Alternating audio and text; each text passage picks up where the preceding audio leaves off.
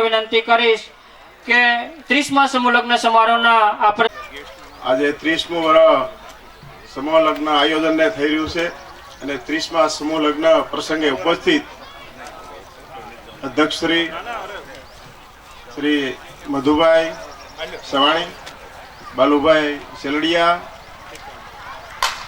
શંભુભાઈ વાવલિયા અને અમારા ટ્રસ્ટના આમંત્રણને માન આપીને પધારેલા તમામ મહેમાનો, વર અને કન્યા પક્ષ પધારેલા મહેમાનો, યુવા મિત્રો, સતત ઘણા વર્ષોથી જે સમય સેવકો તરીકે જે સેવા આપવા આવે છે તેવા વાસિયાળી, ભમોદરા અને સેલણા, લીખાળા આ દરેક ગામના સમય સેવકો, એના આગેવાનો, આ તમામ આજે હું યાદ કરું છું. અને બીજું કે પ્રસંગો તો આવે અને જાય, સારા અને નાના દરેક પ્રકારના પ્રસંગો થતા હોય છે. ગોબા ગામને આંગણે આજે 30 વર્ષ સુધી આયોજન થયું. એ આયોજન કોઈ એક ના આભારી નથી હોતું. આમાં દરેક પરિબળો મહત્વનો ભાગ ભજવતા હોય છે. દરેકના સાથ અને સહકારની જરૂર પડતી હોય છે. હરદાસભાઈના નામથી, એકના નામથી આ પ્રસંગ ન થઈ શકે. મારા ટ્રસ્ટીઓ, મારી સાથે કામ કરતી ટીમ, અમારા ગોવા ગામના સુરત વસતા યુવાનો અને ગામમાં રહેતા ભાઈઓ અને વડીલો, આ તમામનો સંપૂર્ણ સહકાર હોય ત્યારે આ પ્રસંગ થઈ શકે. કુદરતે અમને શૂન્યમાંથી સર્જન કરાવ્યું. જ્યારે અમારી કોઈ ઓકાત નહોતી ત્યારે અમે 5 સમૂહ લગ્નથી શરૂઆત કરેલી અને 52 લગ્ન સુધી પહોંચ્યા. એ વખતે કોઈ એવી કુદરતી અને દાતાઓની મહેરબાની કે અમને એવો સપોર્ટ જાહેર થયો કે તમે 100 લગ્ન કરો ગોબામાં, દાનની ચિંતા કરતા નહીં. વળે એવું પણ કીધું કે જેટલા લગ્ન થાય એટલા 1000નો કરિયાવર આપવો. 100 લગ્ન થાય તો 1 લાખનો આપવાનો. અમારી પાસે કોઈ એવા અબજોપતિ કહી શકાય એવા મારા ગામમાં હોય, પરંતુ અમારી જે જરૂરિયાત છે એ જરૂરિયાત બહારના દાતાઓ, ગામના દાતાઓ અને નાના માણસો, એનાથી મારું સંપૂર્ણ કામ થઈ જાય છે. એમાંથી અમારી પાસે જે કોઈ મસદ થતી હોય એમાંથી પટેલવાડી, કોઈ છોકરાઓ ભણતા હોય એના માટે, કોઈ વિધવાઓ બહેન માટે, અને કોઈ મુશ્કેલીમાં આવ્યો હોય અને એને જરૂર પડી હોય તો એના આંસુ લૂછવાની જવાબદારી પણ મારો પટેલ સમાજ કરે છે. આ એક વાતનું જે મધુભાઈ વાત 2-3 કરી, એમાં એક વાત મને બહુ સ્પષ્ટ કરી ગઈ છે મધુભાઈ, કે આ યુગમાં, આજના સમયમાં પટેલ સમાજ પાસે કોઈ એવી કમી જ નથી કે સંપત્તિ ભગવાને અઢળક આપી છે અને અઢળક સંપત્તિ આપી છતાં પણ આજના સમયમાં આત્મહત્યાના ઘટનાઓ દર અઠવાડિયે 3 થી 4 પેપરમાં સુરતમાં આવે છે. આ બહુ દુઃખની વાત છે. વ્યવહાર કરતી વખતે ખ્યાલ નથી રહેતો કે મારી આવક 50,000 1 લાખની છે અને હું કોઈની આરે ભાગીદારી કરીને 1 કરોડનું રોકાણ કરવાનું બીડું ઝડપું અને પછી ભાગીદારી ન મળે અને લેણું થઈ જાય, પછી એક કે મેળના ન રહી અને છોકરાઓ રખડી જાય. આ ધંધા આજે સુરતમાં ઘણા ફાલ્યા ફૂલ્યા છે. માત્ર એકલા વ્યસનથી નથી મરતા, મોટામાં મોટો આ એક રોગ છે. આવી અનેક ઘટનાઓ જેના સુડલા નંદવાણા છે ને, એ બેનને ખબર હોય, એ દીકરીને ખબર હોય અને આ ભણતા બાળકોને ખબર હોય. ધીમે ધીમે કરતા સંબંધી, બાજુવાળા કે ગામવાળા આ દરેક ભૂલી જવાના છે. પણ જેને આ કારમાં ઘા વાગ્યા છે ને એના બાળકો અને એની પત્ની ક્યારેય ભૂલતા નથી. એક ભાવમાં બે ભાવ કરવા પડે અથવા બાળકોના શિક્ષણ છોડાવવા પડે. અને 12 વર્ષના 12મા ધોરણ ભણતા 11મા ધોરણ ભણતા હજી કોલેજમાં પગ ન મૂક્યો હોય એવા છોકરા બાળ મજૂર થઈ અને કોઈને કોઈ કારખાને કોઈ સંબંધીના 5,000 7,000માં વેસ્ટ કરતા હોય છે. ત્યારે આપણને ખૂબ દુઃખ થાય કે આ સંપત્તિ કામની શું એમ. તમારી પાસે અબજો રૂપિયા છે. અરે મેં એવા ઉદ્યોગપતિઓ જોયા છે ભારતમાં 10 દિવસ રહીને 20 દિવસ વિદેશમાં ફરતા હોય અને એ પટેલ સમાજમાં જન્મેલા છે. કોઈની આંખ ઉઘડતી નથી.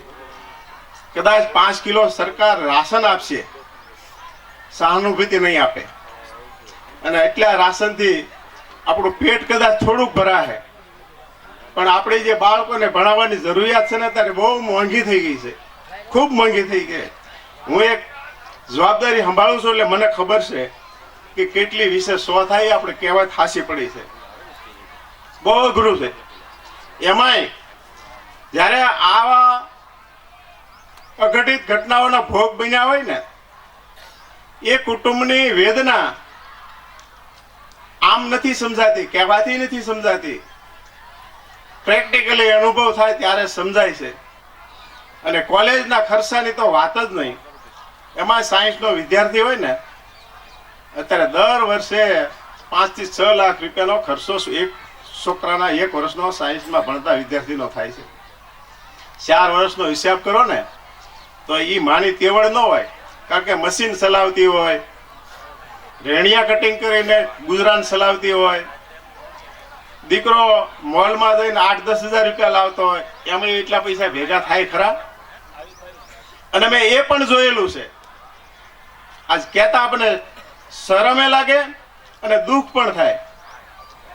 એક ઘટના મેં એવી જોઈ કે આવી સ્થિતિમાં રહેતી એના જ પરિવારની દીકરી, એ ભાઈ પોતે ફાર્મમાં દર મહિને 2 લાખ રૂપિયા પીવામાં વયા જાય. એ નરાધમને દેખાતું નથી કે મારા પરિવારમાં મારા ગામમાં આવી દીકરીઓ કેટલી છે એમ. આપણને એમ થાય છે પરમેશ્વરે આ લોકોને મારા આ સમાજમાં જન્મ ન આપ્યો સારું તો કલંક તો ન લાગે. આવા કલંકિત ઘણા બધા લોકો છે. આલોચના કરવાનું મન થાય, ભલે પૈસા એના છે, જ્યાં એને વાપરવા વાપરે, પરંતુ પછી બણગા ન ફૂકે. ક્યાંય આવી 5 જણા બેઠા હોય ને ગામમાં ઓટલે બેઠા બેઠા બણગા ફૂકે, હું એટલા કમાણો ના કમાણો. ભાઈ રાખ, તારી કમાણીમાં ધૂળ પડી. તું એકવાર તારા સમાજની દીકરી, તારા ગામની દીકરી અને તારા પરિવારની બેન દીકરી એનું તો જો. પણ આ બધી આલોચના છે. વળી પાછી બીજી વિટમણાઓ પણ ઘણી સમાજમાં છે. ઘટનાઓ એવી બધી અઘટિત બને, દીકરીને મોઢું બતાવવા જેવું નોરે ગામમાં અને એને રાજકીય વ્યક્તિઓ એવા નરાધામો નહીં બસાવે, દીકરીના વરઘોડા નીકળે. આ બધું આ જ સમાજમાં, પટેલ સમાજમાં, બીજા સમાજની વાત નથી. જયારે ભણેલો ગણેલો કહીએ છીએ આપણે, સુખી સંપત કહીએ, સંમત કહીએ છીએ. અને જે સમાજને આપણે રાહબર ગણીએ છીએ એ સમાજની અંદર આવી ઘટનાઓ બને છે. સરદાર વલ્લભભાઈ તો મધુભાઈ સ્વર્ગમાં બેઠા બેઠા રડતા હશે કે આવી ઓલાદની મેં ગણતરી નહોતી રાખી. અમારી ઓલાદ તો દેશ વિદેશને માર્ગદર્શન આપનારો દેશ છે. જગત ગુરુ, એક ગુરુ તરીકે ગણાય એવો ભારત દેશ છે. અમારી સંસ્કૃતિ એવી છે. અરે અમારા ઋષિ મુનિઓએ તપ કરી કરીને સિંચન કરેલું છે આ પ્રજાનું. અને એ જ દેશની પ્રજા, એ જ દેશના નાયકો, એ જ દેશના ખળનાયકો આજે ભારત દેશમાં જે કરી રહ્યા છે ને એ ઘણું બધું દુઃખદાયક છે. એમાં જે સંવેદન લોકો છે એને આ દુઃખની વેદના થાય છે. મધુભાઈ જેવા દુઃખી થાય, પણ સાથે સાથે એની ફરજ પણ ઘણી બધી નિભાવે છે.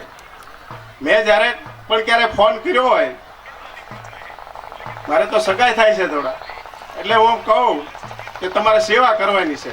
મને ક્યારે એવું નથી પૂછ્યું કે નહીં મોકલતા કે થોડા દિવસ થોભો એમ. માત્ર મને એટલું પૂછે કે જે છોકરાને જરૂર છે એને અને એના પિતા બેને વ્યસન તો કાંઈ નથી ને. તો જો વ્યસન હોય તો એની પાસે હિસાબ પણ હોય. મને એક છોકરાએ પૂછ્યું તમે બચત કેટલી કરો? મેં કે વર્ષે 37,000ની, એટલે મહિને 37,000ની. મને કે મહિને 37,000ની? મેં કે હા, 12 રૂપિયાનો એક માવો થાય.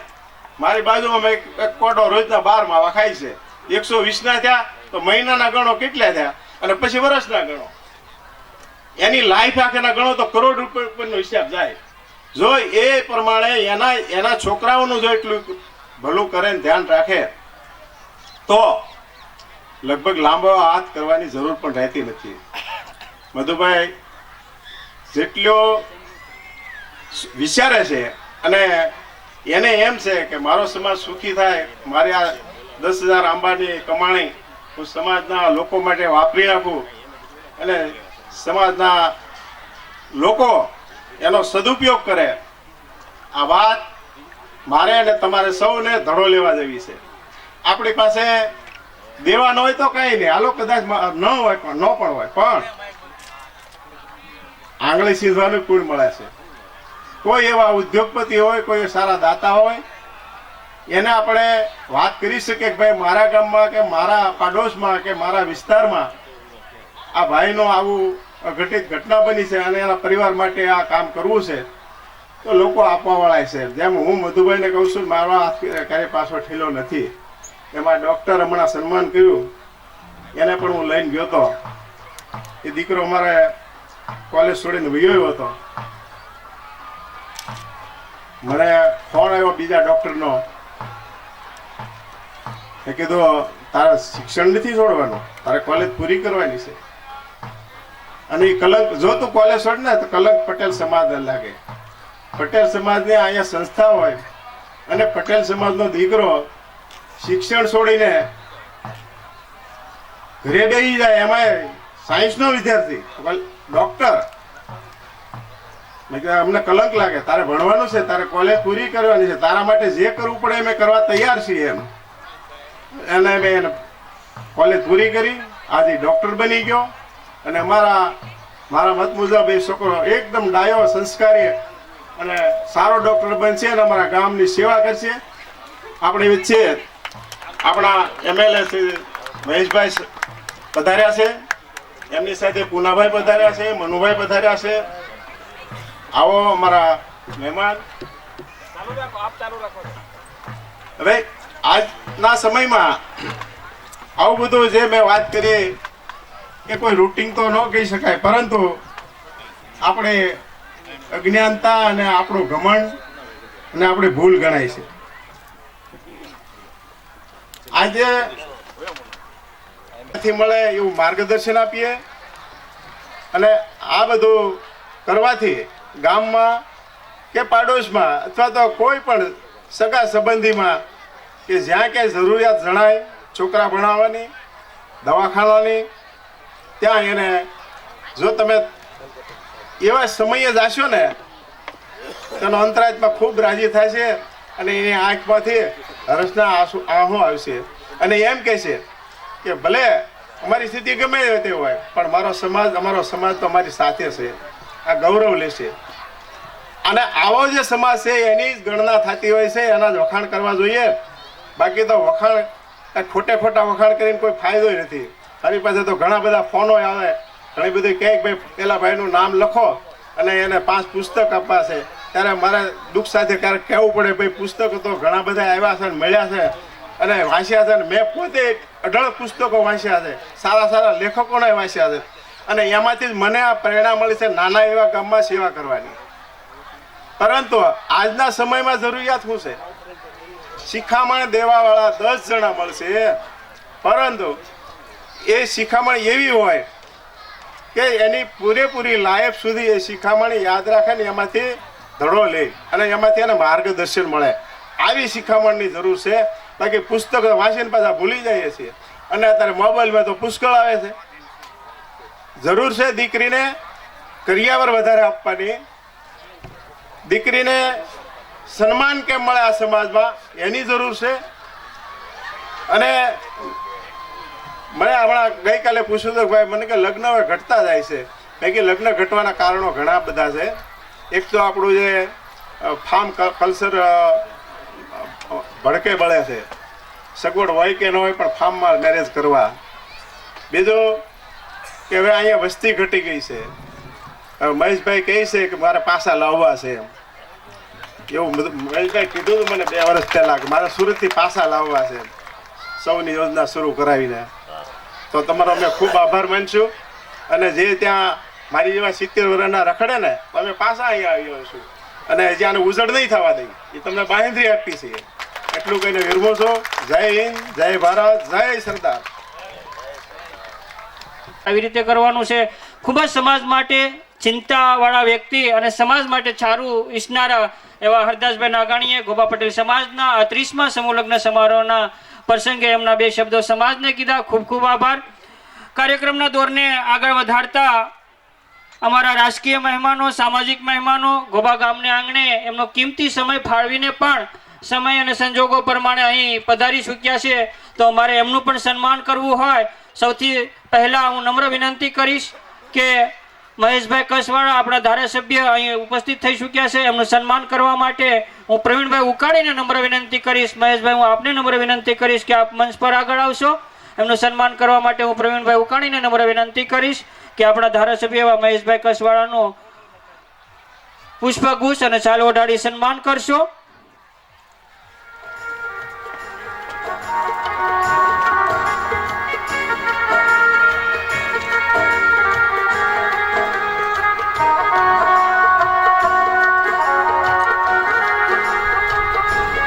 જોરદાર તાળીઓથી આપણે મહેશભાઈને વધાવીશું. કિંમતી સમય ફાળવીને આપણા કાર્યક્રમમાં હાજરી આપી છે.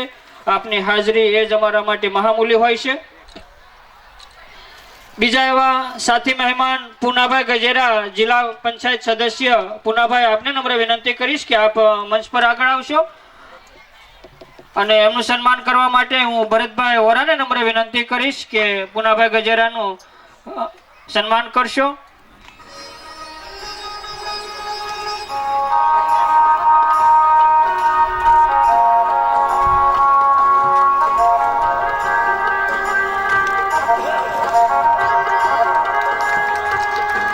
જોરદાર તાળીઓથી આપણે પૂનાભાઈને પણ વધાવીશું. બીજા એવા મહેમાન મનુભાઈ ડાવરા અહીં ઉપસ્થિત થયા છે. માજી તાલુકા પંચાયત પ્રમુખ એવા મનુભાઈ ડાવરા, હું આપને નમ્ર વિનંતી કરીશ કે આપ મંચ પર આગળ આવશો.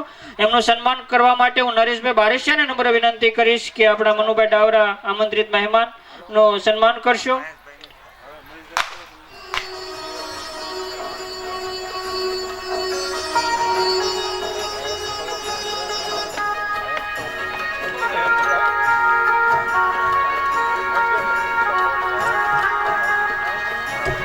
મનુભાઈ ડાવરાનું સન્માન નરેશભાઈ કરી રહ્યા છે. એમને પણ તાળીઓથી વધાવીશું. આપની નોંધ એ અમારા માટે મહામૂલ્ય છે. બીજા એવા મહેમાન મહેશભાઈ ભાલાળા, તાલુકા સદસ્ય શ્રી અહીં ઉપસ્થિત છે. મહેશભાઈ, હું આપને નમ્ર વિનંતી કરીશ કે આપ મંચ પર આગળ આવશો. એમનું સન્માન કરવા માટે હું મનુભાઈ શેલડિયાને નમ્ર વિનંતી કરીશ કે પુષ્પગુચ્છ દ્વારા આપણા સદસ્ય શ્રી એવા મહેશભાઈ ભાલાળાનું સન્માન કરશે.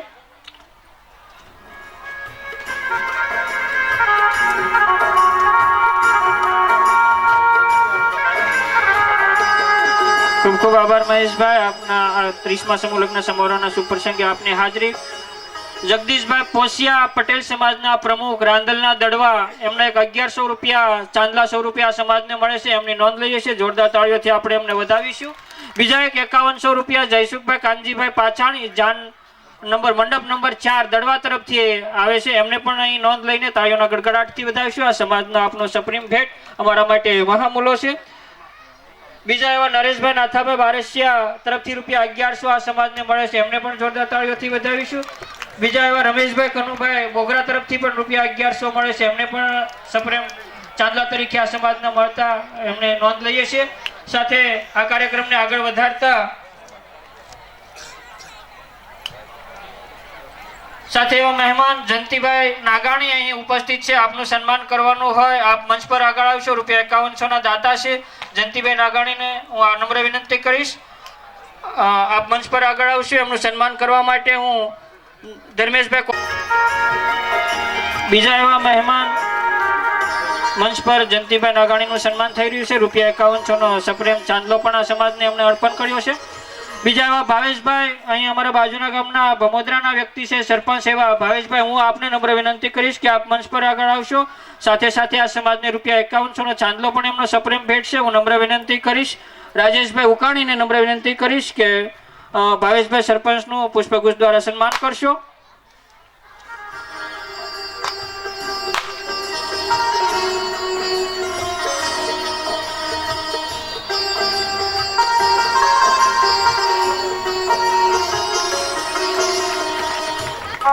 દરેક મહેમાનને જોરદાર તાળીઓથી આપણે વધાવ્યા. એમની હાજરી એ જ અમારા માટે મહામૂલ્ય હોય છે.